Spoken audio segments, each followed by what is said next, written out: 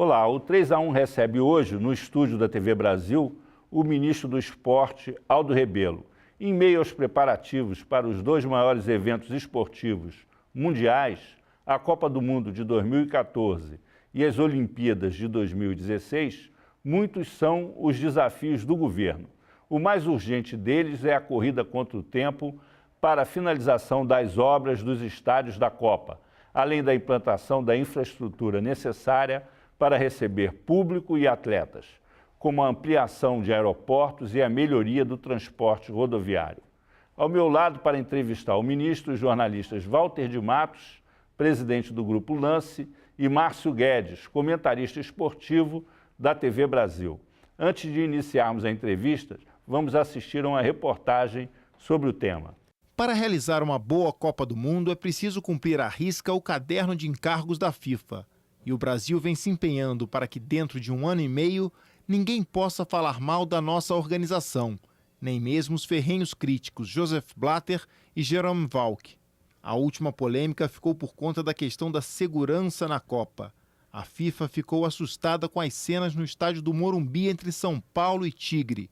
Nessas horas, sempre cabe ao ministro do Esporte, Aldo Rebelo, rebater via imprensa as críticas que o país recebe de Joseph Blatter e garantir que em 2014 tudo será diferente. O governo se comprometeu a organizar o melhor mundial de todos os tempos. Há um comitê organizador local nas mãos do presidente da CBF e que reúne ex-jogadores como Pelé e Ronaldo para intermediar as exigências da FIFA. O investimento total gira em torno de 70 bilhões de reais, mas só com a construção e reforma dos estádios, ampliação de aeroportos e outras obras de infraestrutura, estão sendo gerados mais de 3,5 milhões de postos de trabalho.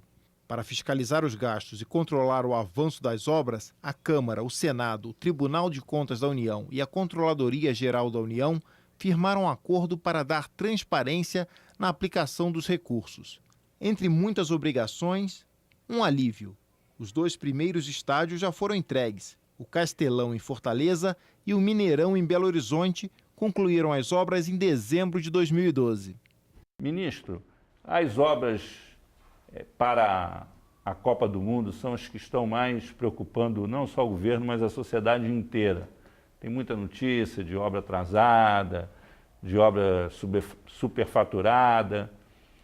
Agora, essa semana, uma notícia boa, a inauguração do Castelão lá em Fortaleza.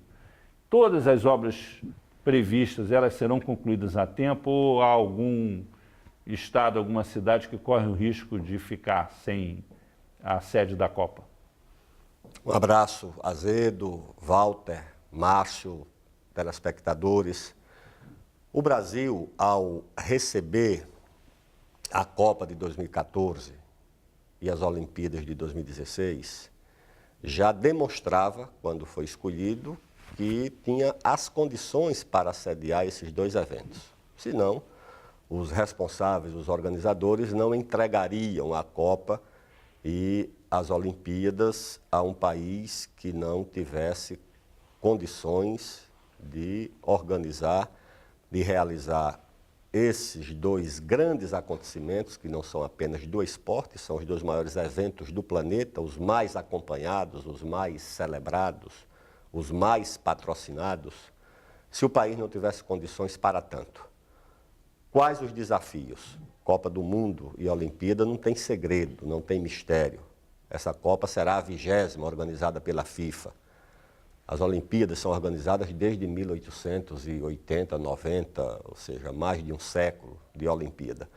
O que tem é muito trabalho. Trabalho para fazer os estádios. Nós estamos construindo os estádios com o que existe de mais avançado em engenharia civil, em sustentabilidade, em acessibilidade, em tudo. Os aeroportos que estão em obras, nós teremos quase que o dobro da capacidade em 2014 em relação à demanda projetada para o ano da Copa. As obras de mobilidade urbana, os portos, segurança pública, telecomunicações, todos estes planos estão em execução. E creio que dentro das condições do nosso país, Nós não temos a infraestrutura da Alemanha, nem da América do Norte, nem da Inglaterra. Dentro das condições do Brasil, nós realizaremos uma Copa do Mundo e realizaremos as Olimpíadas como o mundo e o Brasil esperam. É possível, por exemplo, que essas licitações que estão programadas aí, que o governo inclusive deve anunciar, novas privatizações de aeroportos, que essas medidas, elas efetivamente dê possibilidade de que esses aeroportos sejam ampliados até a Copa? Porque há um atraso aí no cronograma, todo mundo levanta isso. As obras dos aeroportos são obras planejadas não para a Copa de 2014. É como a rede hoteleira. Ninguém faz um aeroporto para usar um mês, nem faz um hotel também para usar um mês. Você não faz e recolhe como se fosse um carro alegórico. Você põe na avenida e depois recolhe e o samba-enredo já tem outro carro no próximo carnaval. Hotel você faz se tem no país sustentabilidade para o turismo. E aeroporto também. Nós temos hoje em torno de 160 milhões da nossa capacidade instalada e chegaremos a 2014 com 240, 260 milhões de passageiros em relação a uma demanda que vai estar pouco mais da metade da nossa capacidade de pouso, decolagem e de procura de passageiros. Nós temos na Copa do Mundo, no Brasil, o maior exemplo de transparência e de controle dos gastos públicos. As despesas com a Copa são acompanhadas dia a dia pelo Ministério do Esporte, pela CGU, pelo Tribunal de Contas, que tem um ministro que cuida exclusivamente da fiscalização das despesas e dos gastos com a Copa, com a orientação expressa da Presidente da República e minha no Ministério do Esporte, de fiscalização total sobre qualquer gasto e qualquer irregularidade que por acaso ocorra nos gastos com a Copa. O Tribunal de Contas e a CGU têm acesso automático às contas e aos números para que a população possa saber como estão sendo usados os recursos para a Copa e para as Olimpíadas. Ministro, a gente viu o anúncio da Inglaterra fazendo uma renovação do seu programa de investimento em formação de atletas de alto rendimento. A Inglaterra é o país que, se considerar os últimos 20 anos, é o país que mais progrediu em termos de desempenho olímpico. Nós temos, a Inglaterra está mais ou menos na faixa dela, ela é a quinta, sexta economia do mundo e tem um desempenho equivalente nos últimos anos. Nós temos a sexta economia do mundo e temos um desempenho olímpico acima do 20º lugar, né? Essa é a história do Brasil. Nós estamos com planos, o governo anunciou um plano de investimento em formação de atletas, mas fazendo um paralelo com a Inglaterra, ela anunciou que ela pretende ser o primeiro país que sediou uma Olimpíada a se superar na Olimpíada seguinte. Isso seria demonstração de que realmente o país incorporou essa ambição de ser um grande protagonista do olimpismo. O que o senhor poderia comentar para nós sobre essa ambição do nosso país e o que está sendo feito? Dois aspectos. Primeiro, que nem sempre existe uma relação automática entre a sua posição na economia e a sua posição no quadro de medalhas. A Índia, por exemplo, é uma economia forte, um grande crescimento, mas para a Índia, Jogos Olímpicos não têm, assim, talvez o significado que tenham para outros países. Em segundo lugar, é preciso destacar a perseverança, a disciplina e a capacidade britânica, ou seja, os ingleses, quando resolvem fazer uma coisa, eles fazem, desde a ponte do rio Quay até os Jogos Olímpicos de Londres, ou seja, eles têm capacidade e disciplina. E fizeram bem feito. Eu estive em Londres 5 vezes antes dos Jogos Olímpicos e durante os Jogos Olímpicos e Paralímpicos. Eles cuidaram bem. Os programas que prepararam os atletas, que cuidaram da herança, ou seja, do legado, de criação de uma infraestrutura para a prática do esporte, do cuidado com o esporte escolar. Nós fomos o único país do mundo convidado para as Olimpíadas Escolares de Londres. Eu acompanhei, coisa muito bem feita e bem organizada e bem preparada. E, ao mesmo tempo, juntaram a preparação da infraestrutura esportiva dos atletas para 2016 também uma grande capacidade de integrar o esforço da sociedade com o esforço do governo. Nós, em certa medida, dentro das nossas condições, nos espelhamos nesse esforço. Criamos aqui já o programa de preparação dessa infraestrutura, que nós não temos no Brasil uma infraestrutura esportiva capaz de nos tornar uma candidata à potência olímpica. Nós não temos, vamos cuidar dessa infraestrutura nas universidades, nos quartéis, nas escolas. Estamos construindo 5.000 quadras nas escolas, cobrindo mais 5.000 quadras, construindo 300 centros de iniciação ao esporte, preparando a infraestrutura esportiva nas universidades e nos quartéis. E, ao mesmo tempo, o Plano Medalhas prepara a nossa equipe para 2016. Nós queremos que o Brasil não apenas realize as Olimpíadas com um grande, elevado grau de organização, mas também tem um desempenho no quadro de medalhas compatível com a sua situação de país-sede. E nos espelhamos nesse esforço bem-sucedido que os ingleses fizeram. Ministro, há essa preocupação de transparência, de dizer quanto está sendo gasto o investimento público, mas houve uma expectativa de um investimento particular, privado, mais forte.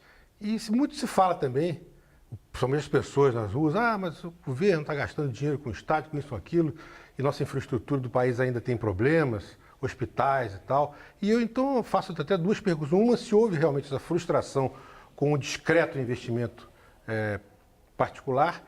E, por exemplo, essas cidades com estádios luxuosos não vão virar elefantes brancos. O governo podia agir para depois deixar um legado, não só de futebol, que essas cidades são muito tímidas em matéria de espetáculos esportivos, o multiuso desses estados para que justifique mais esse gasto do governo, não fiquemos restritos só a esse período rápido da Copa? Márcio, a Copa e as Olimpíadas não são apenas os grandes acontecimentos do esporte no mundo. São duas grandes oportunidades que se abrem para o desenvolvimento do país. Não é por acaso que o presidente Obama foi pessoalmente disputar para Chicago as Olimpíadas de 2016. E Chicago perdeu. A Olimpíada de Londres teve como finalistas Londres e Paris. A China já começa a se preparar para realizar uma Copa do Mundo que provavelmente só vai acontecer lá pela década de 2040.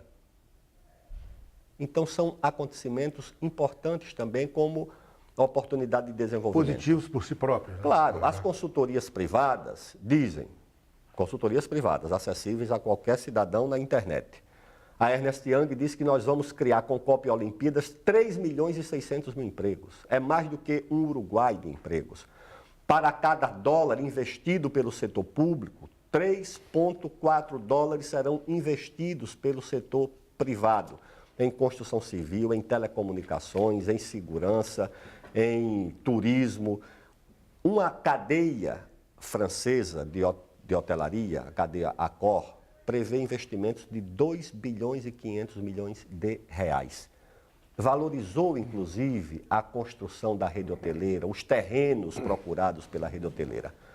Bem, o que é que o governo faz na Copa do Mundo? A Copa do Mundo é essencialmente um empreendimento privado. Empreendimento público é mais a Olimpíada. O que o governo fez foi emprestar, em condições de mercado, recursos do BNDES para os consórcios e as construtoras que estão fazendo os estádios, com todas as garantias de mercado. O empréstimo da Arena do Corinthians, de Itaquera, não é para o clube, o empréstimo é para a construtora que está fazendo o estádio. O empréstimo lá em Porto Alegre não é para o clube internacional, é para a construtora que está fazendo o estádio. Pode dizer, então, que a longo prazo não seria o dinheiro do contribuinte que está pagando tudo isso, né? É apenas uma forma de você E o Desde que contribuinte... esses empréstimos sejam repagos ao É BNDES. isso, exatamente. Né? E vão ser, porque são todos eles com garantias. Nós tivemos que negociar as garantias. O BNDES é muito exigente. Às vezes não aceita nem as garantias da própria construtora, só aceita a garantia de outro banco que recebe o repasse do BNDES. Então, isso tudo é feito com muito cuidado. O que nós vamos receber em troca desses investimentos são os investimentos privados. Eu recebo toda semana delegações. Há 15 dias tinham 240 holandeses no Brasil, governantes, empresários, ministros. A semana passada, uma delegação com 16 americanos, desde presidente de clube a investidores na área de serviços. Então, o país recebe a possibilidade de investimentos, de roteiros para eventos esportivos e não esportivos. Ah, mas a Arena de Manaus. Fazer a Arena de Manaus é uma arena multiuso, não é um campo de futebol. Então, vai aumentar a arrecadação tributária para o país, com benefícios para os serviços públicos, dinheiro que vai para a educação, para a saúde, o emprego, a renda, além da tecnologia que nós estamos criando também com a construção dessas arenas e que credenciam as nossas empresas de engenharia a construir estádios em qualquer lugar do mundo. Uma delas, inclusive, já abriu um escritório no Catar, naturalmente de olho nos 12 estádios que o Catar vai construir para a Copa de 2022. Então o ministro nos garante um belo legado, hein, ministro? Eu acho que a Copa e a Olimpíada garantem. Eu sei, A mas... propósito, nós temos uma pergunta de telespectador exatamente sobre isso. Ministro, quais são os projetos para a utilização do estádio depois da realização da Copa? Por exemplo, Brasília. Brasília não tem um local onde se possa fazer um espetáculo para mais de 8.000 pessoas. Vai ter agora um estádio de alto nível, que é um centro de convenções, um shopping center, tem cinema, tem restaurante. Vamos falar das arenas que não são para a Copa. Vou tomar o caso da arena do meu querido clube, da arena do Parque Antártica, a arena do Palmeiras. A previsão é que a arena do Palmeiras vai receber 6 milhões de pessoas por ano, somando o público do estádio, ou seja, dos jogos da enorme torcida palmeirense em São Paulo e no Brasil, aos espetáculos, convenções, feiras, congressos, shows, restaurante, tudo isso, todos os estádios têm essa infraestrutura. Em Pernambuco é uma cidade da Copa, são 200 hectares de área.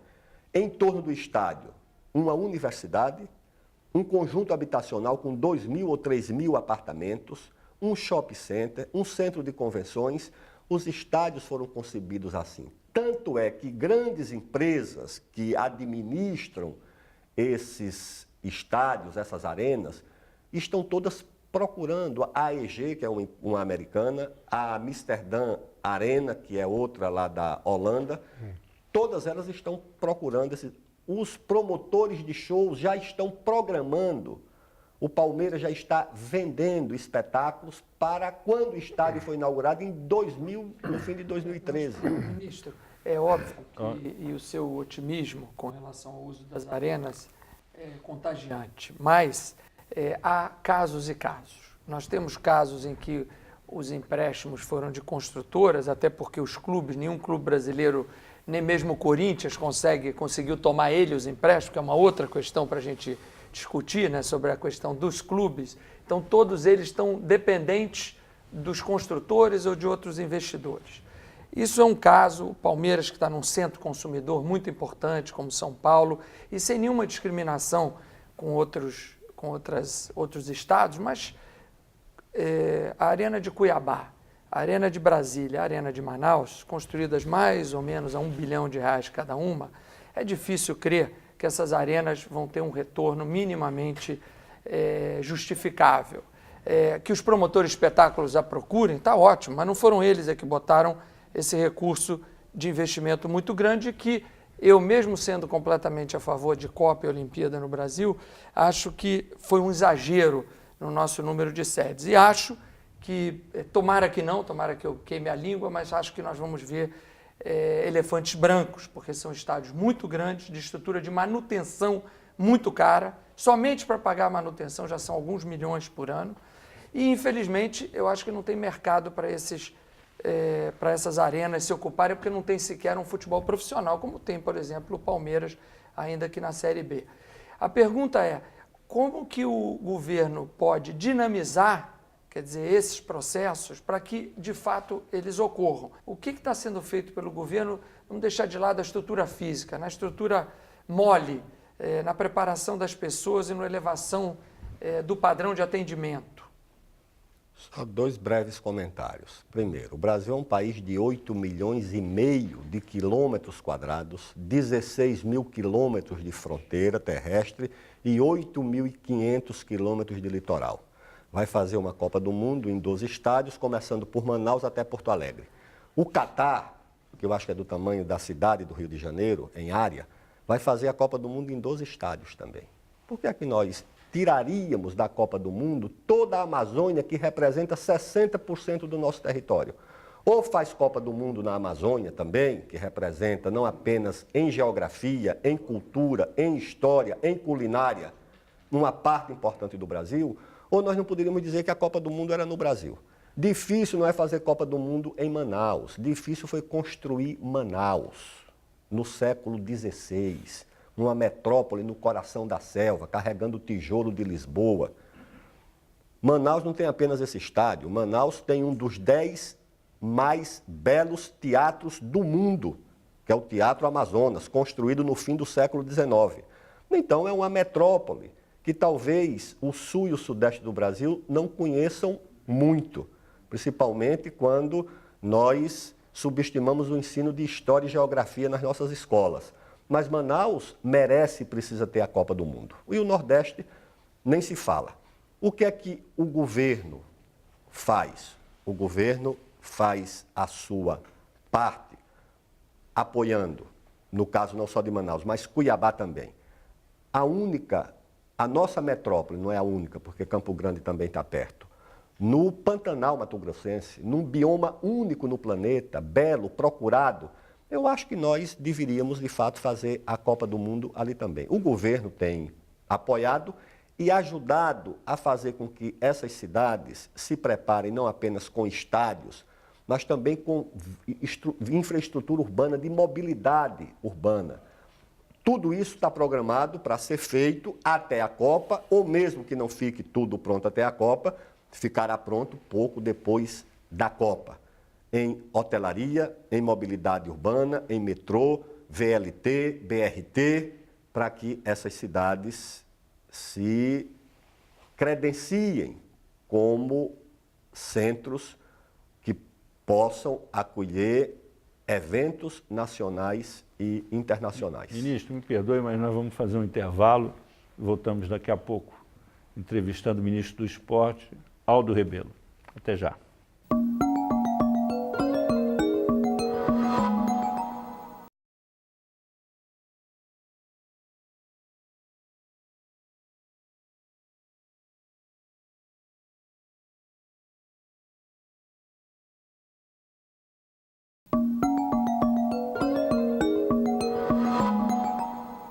Estamos de volta com 3-1, que hoje entrevista o ministro dos Esportes, Aldo Rebelo. Aqui conosco também os jornalistas Walter de Matos, presidente do Grupo Lance, e Márcio Guedes, comentarista esportivo da TV Brasil. Nós vamos iniciar este bloco com uma pergunta de telespectador. Ministro, eu queria saber se é verdade que parte dos ingressos são destinados aos beneficiários do Bolsa Família e como que isso funciona? Quando tive a primeira conversa com o pessoal da FIFA, eu disse, olha, vocês vão realizar a Copa do Mundo num país diferente da Alemanha. Na Alemanha não tem índio. Aqui nós temos uma grande população indígena. Vamos fazer a Copa em 2 capitais, Cuiabá e Manaus, de estados que têm uma grande presença indígena. Não tem sentido olharmos para a arquibancada e não enxergar a presença de um índio em Manaus e em Cuiabá. O índio, uma parte não conhece nem a moeda, não tem renda, não tem dinheiro. Então nós temos que ajudá-los a chegar à Copa de alguma forma. E temos uma parcela da população pobre, que recebe Bolsa Família, que tem uma renda muito baixa, que também não pode ser excluída da Copa. Acolheram ali a minha observação e agora o secretário-geral da FIFA anunciou a doação de 50 mil ingressos para a população indígena e para os portadores de Bolsa Família. Eu achei um gesto muito decente, muito correto em relação a essa parcela da nossa torcida. E o governo tem que encontrar um caminho para distribuir esses ingressos, porque pior do que não ter um índio na arquibancada é ter o ingresso e depois o índio não aparecer. Isso não pode acontecer. Então nós vamos ter que cuidar da logística para que esses ingressos e os proprietários dos ingressos cheguem até a Copa do Mundo. Além disso, garantimos a meia entrada para a população da terceira idade e um ingresso mais barato, que chamam de cota 4, é assim que chamaram, para os estudantes, são os ingressos mais populares. Assim. Ministro, eu gostaria de saber se o governo se sentiu mais à vontade com José Maria Marinho do que com Ricardo Teixeira. E como é que foi essa mudança do Jerome Valcke? Foi a sua facilidade de comunicação, o jeitinho brasileiro que acabaram transformando o homem, que a princípio um tanto rude? Olha, nós no governo temos uma relação de cooperação e de respeito com todas as instituições, entidades, promotores, detentores de direito, patrocinadores, em relação à Copa e às Olimpíadas. Não são relações pessoais, são institucionais. Então eu tinha essa relação com o presidente Ricardo Teixeira, procuro preservar com o presidente Zé Maria Marinho, tenho as minhas convicções, que nem sempre são as deles, principalmente em relação a alguns temas, como democratização das entidades ligadas ao esporte e ao futebol, transparência, mas isso não é o tema da Copa. São convicções nossas, projetos nossos, e trabalhamos com isso. Porque a presidente Dilma Rousseff tinha algum problema com o Ricardo Teixeira? Havia ali uma falta de sintonia evidente, né? Nunca tocou nesse assunto comigo, tá certo? Sempre tratamos institucionalmente, respeitando os direitos, os objetivos comuns e mantendo essa agenda. A agenda que não é consensual, nós tratamos em outra esfera, ou seja, em outras instâncias. Os que cuidam dos interesses privados legítimos numa organização, ou seja, num evento como a Copa, nós respeitamos. Não são os nossos interesses. O interesse do governo é o interesse público e o interesse nacional. E vamos nos equilibrando para que todos esses interesses se componham em torno do interesse maior e comum, que é realizar uma boa Copa do Mundo. Enfrentamos problemas, agora em São Paulo nós temos lá, perto do Itaquerão, né, tem uma área lá que tem uma ocupação por população pobre, área ocupada, que querem remover. Eu já disse para eles, vou conversar com a prefeitura, eu sou contra. Eu acho que é possível fazer a arena, fazer o estádio e deixar aquela população ali. Vou conversar com a prefeitura. Então é preciso ir compondo esses interesses. Você não pode fazer uma Copa do Mundo considerando apenas um aspecto, ou do governo ou o dos organizadores. Tem que compor para que as coisas terminem. Em relação ao Jerome Valcke, ele mudou, né? As minhas relações também são de respeito. Nós, brasileiros, tratamos todo mundo bem, né? Quando o secretário-geral, Jerome Valcke, ou o presidente Blatter chegam aqui, nós tratamos das nossas diferenças, mas procuramos oferecer a eles todo o conforto, toda a comodidade de um acolhimento civilizado, respeitoso, fazer com que eles se sintam bem no nosso país, tratar todo mundo bem. Eu acho que é uma questão de princípio para o Brasil e para o brasileiro, principalmente o estrangeiro, que ele aqui se sinta acolhido, se sinta respeitado. Quando as coisas extrapolam, como houve no caso daquela frase, nós respondemos também de acordo com a situação. Ministro, é óbvio que o foco do governo, o foco do seu ministério desde que assumiu, tem que ter uma preponderância da atuação nesses eventos, né? São eventos de magnitude espetacular. Havia muitas coisas que estavam em atraso. O senhor está nos dando aqui uma mensagem otimista.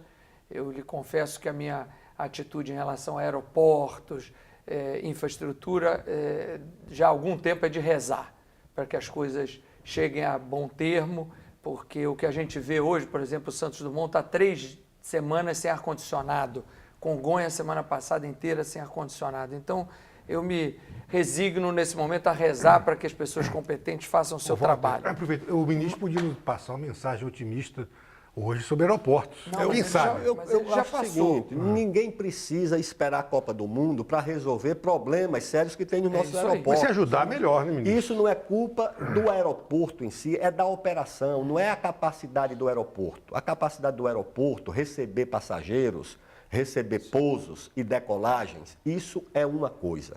Eu acho que isso anda muito bem. Isso.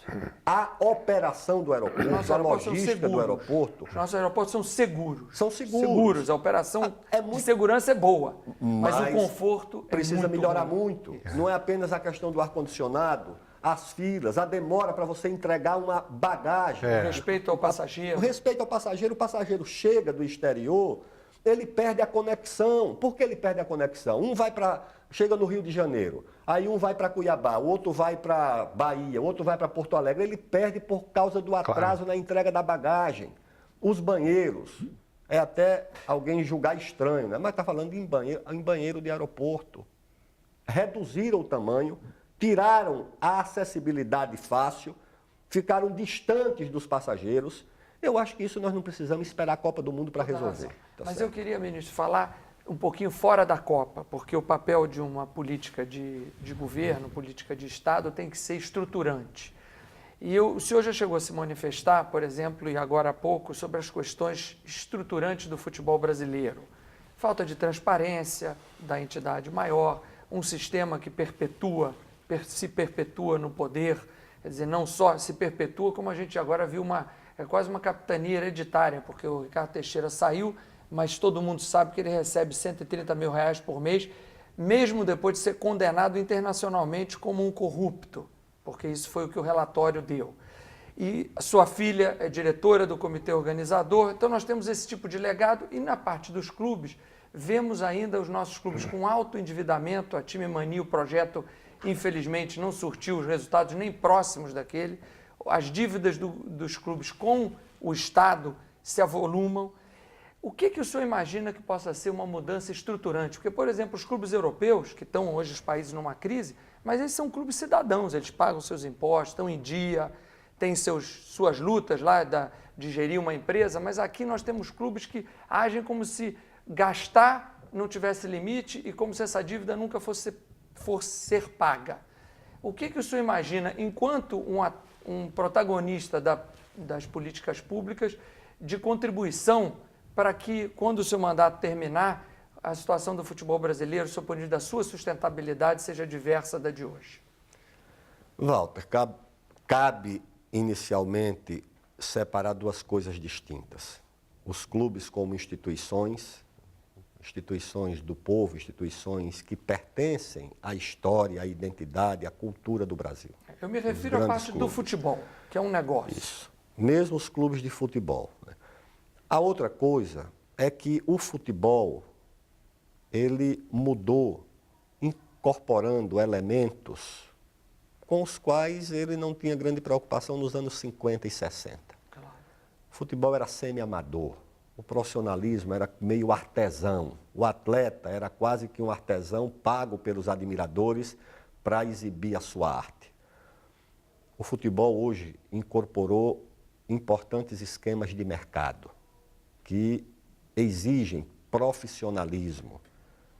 Não pode ser gerido como nos anos 50 e 60. São contratos de patrocínio, contratos com detentores de direitos de transmissão, contratos com jogadores. E esses contratos complexos, na mão de dirigentes que trabalham no escritório de contabilidade ou de advocacia o dia inteiro e chegam no clube 6, 7 horas da noite para tomar conta disso, não dá certo. Então, eu acho que a profissionalização tem que ser adotada. Resistir a essa profissionalização, eu acho que é um atraso para o futebol brasileiro. Em segundo lugar... O que o governo pode fazer para induzir isso, ministro? Vou dizer, a institucionalidade dos clubes. Você não pode exigir que patrocinadores e detentores de direitos aceitem uma institucionalidade muito fluida, que sofre alteração nas regras do dia para a noite. Às vezes o dirigente diz, eu sou tão bom que eu quero continuar. O que é que eu faço? Convoco o conselho, compõe ali uma maioria, no meio 200 diretores, dos 300 conselheiros, dou a cada um uma carteirinha de diretor de tudo. Não pode ser desse jeito. A sucessão dos clubes não pode obedecer a esse tipo de regra atualmente. Quando eu digo democratizar, não é uma democratização só como tese, ou seja, é o estabelecimento de uma institucionalidade que dê aos parceiros a segurança. O que é que o governo faz? Nós temos a regulamentação da Lei Pelé, atualmente, deve sair um decreto até o fim do ano, começo do ano, da presidente, regulamentando, condicionando benefícios à adoção dessas regras de controle, de transparência. E quero fazer isso com os clubes, não apenas os de futebol, os outros também. E acho que isso é possível e é necessário e é um benefício para o futebol e para as demais modalidades esportivas. Ministro, nós vamos fazer mais um intervalo. Voltamos daqui a pouco com o terceiro e último bloco dessa entrevista com o ministro dos Esportes, Aldo Rebelo. Até já.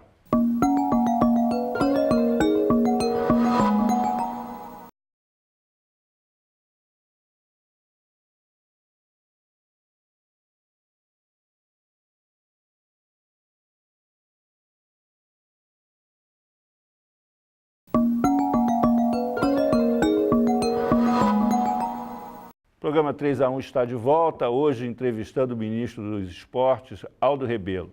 Aqui no estúdio, os jornalistas Walter de Matos, presidente do Grupo Lance, e Márcio Guedes, comentarista esportivo da TV Brasil. Ministro, nós estamos agora em meio a um debate sobre a questão dos royalties e o governador do Rio de Janeiro, Sérgio Cabral, chegou a falar que se for aprovada a mudança que se pretende no Congresso, a Copa do Mundo, mas principalmente as Olimpíadas do Rio de Janeiro, porque elas serão realizadas exclusivamente aqui, estariam em risco. Como é que o senhor está vendo essa questão? Foi força de argumento do governador Sérgio Cabral. Eu conversei com ele sobre isso. O Rio de Janeiro, a Prefeitura e o governo do Estado juntos vão garantir não apenas a realização da Copa do Mundo, o Maracanã vai ser entregue agora, até abril, pelo menos.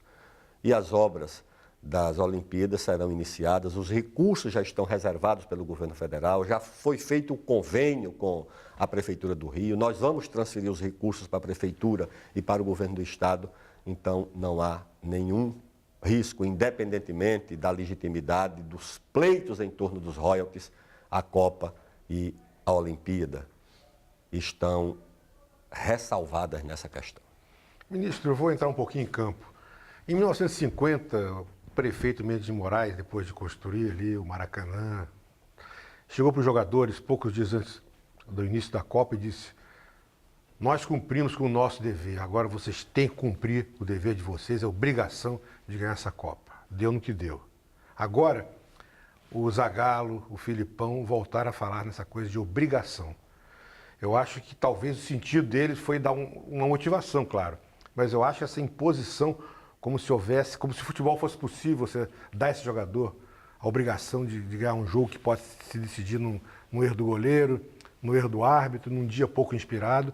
E também pode trazer no bojo essa questão de patriotismo exacerbado. Como se o Brasil ganhando a Copa, ótimo para todo mundo, para o governo. Perdeu a Copa, todo mundo perde. Eu acho que, na minha opinião, isso é uma coisa meio mal colocada. Não sei qual a sua opinião em geral sobre o assunto. Minha opinião, Márcio, é que nós vamos ganhar a Copa, não por obrigação. Vamos ganhar, modéstia à parte, porque temos os melhores jogadores. Qual é a seleção do mundo que pode escalar no ataque 2 jogadores com as qualidades do Neymar e do Lucas, jogando cada um por um lado do campo? Você examina os defensores, tem que dizer, o Neymar tem que jogar na Europa a enfrentar os zagueiros europeus. Os melhores zagueiros que atuam na Europa, modesta parte, também são os nossos. Então, eu acho que nós temos as condições para ganhar a Copa do Mundo. Esses jogadores, principalmente o Neymar e o Lucas, que são excepcionais. O Oscar também, hein? Não esqueça o Oscar também. Mas eu falo os dois atacantes, porque a Argentina tem o Messi, mas a Argentina não tem uma dupla de ataque que forme com o Messi aquilo que, na minha modesta percepção, formam Neymar e Lucas, e projetando esses dois jogadores para 2014. Eu acho que nós temos todas as condições, um técnico excepcional, um coordenador técnico excepcional, acho que o Parreira e o Foi boa Filipão, mudança, sua opinião, essa mudança agora do comando técnico? Eu acho que a mudança é sempre natural. Todo time, toda seleção, o Brasil sempre tocou de técnico. Não é por causa do Mano Menezes, que fez lá o seu trabalho, fez lá, é um técnico vencedor também, mas acho que o Filipão e o Parreira, eles se completam, inclusive como personalidades, psicologicamente, conhecem muito o mundo do futebol. O Parreira é um estudioso, o Filipão é motivador, mas é vencedor também. Acho que nós temos condições, não é por obrigação, é porque nós, na minha opinião, continuamos jogando o melhor futebol do mundo, com todo respeito à Espanha e ao Barcelona. O ministro. Mas como um palmeirense, você está reconhecendo então a vitória. O Palmeiras da vive a situação das grandes instituições, do Corinthians, das grandes da vitória nações. do Corinthians, que O para o Corinthians saiu da palmeirense é um segundona sacrifício pra ser muito campeão do grande. mundo, hein? não é isso? O Palmeiras foi o primeiro clube brasileiro a ser campeão do mundo. Mas eu queria Aqui saber... no Maracanã, em 1951, diante de Não, 100 eu tô mil perguntando, pessoas. Ministro, o senhor torceu pelo Corinthians Mas para é ganhar. claro, como é que eu ia torcer para os ingleses? Porque Eu a ia maioria torcer por dos um time- palmeirenses torceu contra. Não, claro, pode ser. Deve ter tido alguns, mas não a maioria. Eu ia torcer por um time brasileiro. Mesmo pela seguinte razão, essa ideia de que o Neymar tem que ir para a Europa, o Neymar tem que ir não sei para onde. Vive essa ideia aí, né? Como se o Neymar fosse aprender futebol na Europa ou o Lucas. Perguntaram, o Lucas vai para Paris, vai aprender o quê? Eu digo, fora de campo vai aprender muito. Dentro de campo, sinceramente, eu não acho que é lá que ele vai aprender. E no caso do Corinthians também foi bom, porque é o seguinte, é um clube do Brasil, né? Tem um elenco modesto, perto dos elencos dos grandes europeus, de Barcelona, mesmo do Chelsea, de Real Madrid, de Manchester. O Corinthians tem um elenco modesto perto deles e jogou futebol. Ministro, seguindo dentro de campo, eu concordo com o senhor que nós temos excepcional material humano, mas o senhor também sabe que uma equipe vitoriosa não é feita de talentos individuais, ela tem que se transformar numa equipe.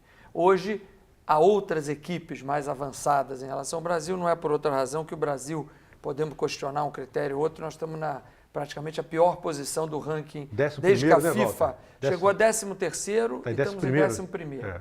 Então, os dados objetivos mostram que a gente está num momento de mau rendimento, porque eu acho que a gente não tem uma equipe, temos talentos jovens. Essa seleção, sem dúvida, esses rapazes em 2018 vão estar numa situação muito melhor do que em 2014. Foi pena não termos levado alguns deles para fazer aquela ambientação na África do Sul. Então a pergunta é, o senhor está de acordo que a gente tem um estádio que é o mais mítico do mundo, que é o Maracanã, no qual está se fazendo um investimento bilionário também, e que a seleção brasileira só vai jogar na final, se chegar, quando, por exemplo, tem programação de jogar mais de um jogo até em outros estádios. E dentro desse ponto, quer dizer, a questão psicológica, quer dizer, se chegarmos à final, imagine os nervos do país, esses garotos que não vão ter nunca jogado na Copa no Maracanã. Eu creio que Isso é passível de mudança? Eu não creio, tá certo? Qualquer estado, são 12 sedes. Eu conversei com o governador Cabral. Outros jogos acontecerão. O Brasil é que só jogará na final. Eu digo, São Paulo trocaria, tá certo, esse sacrifício. Minas Gerais também, Brasília também, Fortaleza, Salvador. Seguinte, olha, só vai ter um jogo, é a final. Todo mundo gostaria de ter esse jogo. O Brasil, o país que quer vencer a Copa do Mundo, ele tem que estar preparado. Se ele vencer uma Copa do Mundo jogando na Suécia, eu fui lá no estádio de Rassunda, lá em Estocolmo, o Brasil não ganhou lá, dos donos da casa, Não ganhou no Chile, dos donos da casa na semifinal e depois ganhou dos tchecos na final? Porque não pode também... Tem que ter nervos, tá certo? Tem que ter condições. Está jogando em casa, está jogando com a sua torcida. Eu acho que o Filipão e o Parreira vão... No futebol, eu acho que já estão preparados, precisam formar equipe, jogar juntos. E psicologicamente, eles vão amadurecer. Em 58 diziam que o Garrincha não passava no psicotécnico, não tinha condições de jogar, porque fez lá no psicotécnico a cabeça do Quarentinha. Aí, quem foi que disse, né? Não Foi o passava Hélio nem em Pellegrini. 58 nem depois. O psicanalista Hélio Pellegrini um dia respondeu ao Nelson Rodrigues: mas o que é que acontece com o Garrincha? Aí o Hélio Pellegrini disse: porque o Garrincha é um ser superior. Enquanto você precisa raciocinar, você precisa. O Garrincha não precisa, ele age por intuição. Ele não precisa pensar, ele já vai agindo. Então, ele é superior. O Fiola a um nós. dia deu instruções ao Garrincha e o Garrincha perguntou: mas você combinou lá com os outros lá, com os russos, você vai ser assim um assado? Exato, mostra a inteligência dele. Agora, passando para um outro assunto que tem a ver com o torcedor, e o valor dos ingressos?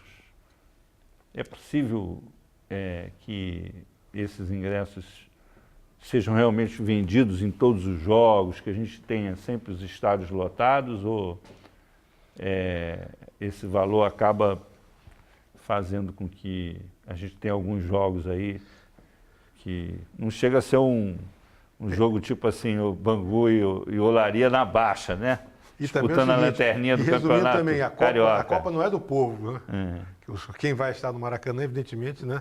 É o turista nacional Porque e são internacional. vendido. 32 seleções, a nossa é só uma.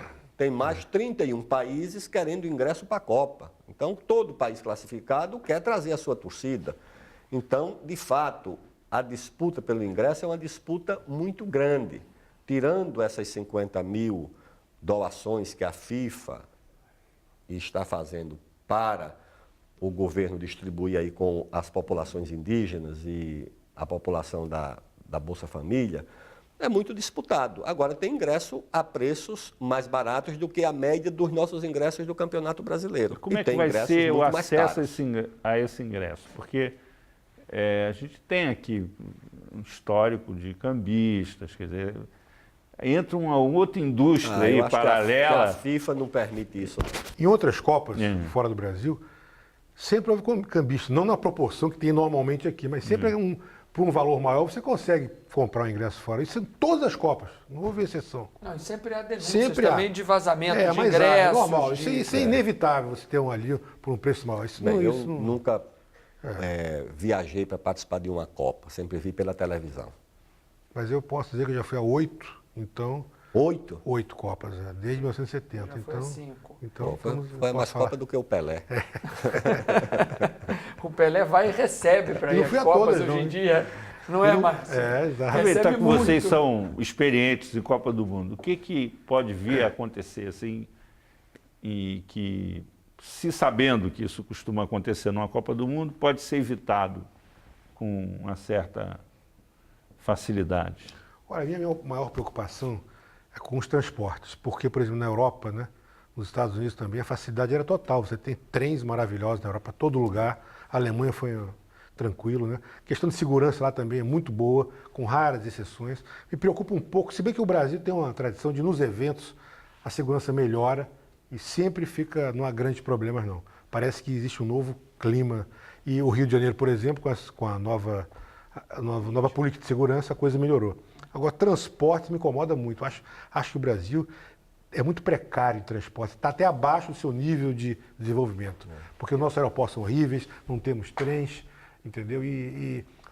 Enfim, eu acho que... Não sei se o ministro concorda. Eu também me preocupo com essa parte da infraestrutura, de transportes e sobretudo dos aeroportos, mas me preocupa muito a questão não da simpatia, o brasileiro vai ter, mas o profissionalismo. Eu acho que a gente tem uma carência no sentido De atendimento, de atendimento nos no serviços. nível, claro que se você vai fazer um evento, vai receber 1000 pessoas, aquilo ali funciona muito bem, mas nós estamos falando de centenas de milhares de pessoas e esse eu acho que é a preocupação E podia ser uma que eu tenho. plataforma, no futuro aí seria um legado, um tal Isso. legado humano, da gente preparar o Brasil mais para o turismo, porque o Brasil é um país bonito, é um país que tem tudo para ser uma base do turismo, inclusive de receber dinheiro de fora. Desperta um interesse extraordinário. Mas falta material humano, pouca gente fala inglês nas ruas. O turista é sempre visto assim como aquele cara meio ingênuo, que você tem que explorar. Eu acho que devia haver uma política de valorizar o turista. Nós temos uma política de treinamento, são 270 mil que já há planejamento para treinar, né, do taxista ao atendente de hotéis, essa rede de serviços para estar melhor preparada. Ou seja, que o Brasil, sem perder a sua característica de calor humano, Porque nós vamos fazer uma grande festa. Isso não tem legal. tenha como. também a eficiência. É isso. Eu conversei com o ministro do Esporte, que é Esporte, Cultura e Mídia da Inglaterra. Sim. Eu perguntei para ele, né? Conhece o Brasil? Ele disse, já fui a vários carnavais em Salvador. Aí eu arrisquei, eu digo, e aí, como é que foi? Eu digo, ele vai reclamar, pode reclamar de trânsito, reclamar de uma maravilha. Eu digo, e aí? Quero deixar logo o Ministério para poder voltar a tantos quanto... Eu digo, o que é que impressionou? Naturalmente, o que impressionou mais não foi a eficiência da nossa logística, não foi. Provavelmente ele deve ter tido um problema de trânsito, de hospedagem, pode ter tido. Eu acho que o que cativou esse ministro foi a qualidade humana. Calor Ou seja, humano. Foram fatores espirituais e não materiais. O clima e o calor humano. Ministro, felizmente, nós vamos ter que encerrar porque o tempo acabou. Vou sentir falta do debate. Eu gostei muito da postura otimista. Tomara que o ministro, que as coisas Mas se é um realizem. otimismo crítico e realista. Eu tenho noção também do que nós precisamos enfrentar de trabalho. Nós vamos encerrar. Agradecemos a presença do ministro dos Esportes, Aldo Rebelo, do presidente do Grupo Lance, Walter de Matos, e do comentarista esportivo da TV Brasil, Márcio Guedes. Até a próxima sexta, às 8 da noite, aqui na TV Brasil.